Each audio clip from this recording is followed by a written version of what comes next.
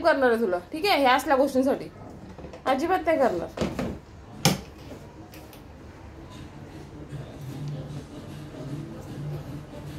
पडला मग बघितलं काय करावं या पोराचं. आतापर्यंत 3 वेळा झालं हे. 3 वेळा मी स्टूल तिकडे उचलून ठेवला आणि 3 वेळा हा पोरगा परत जाऊन गॅलरीमधून.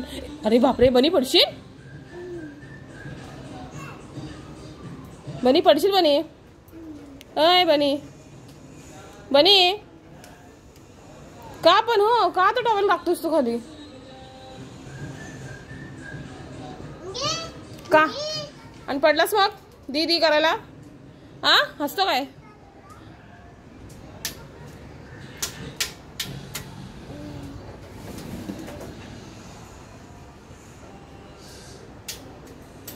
सरकायचंच.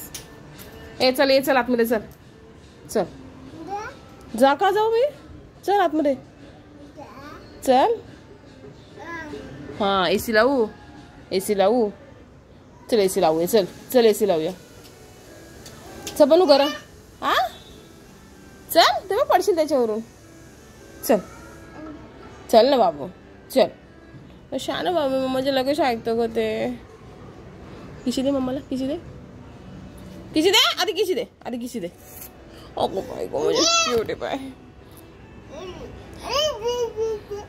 का पण का चिडवायचंय का?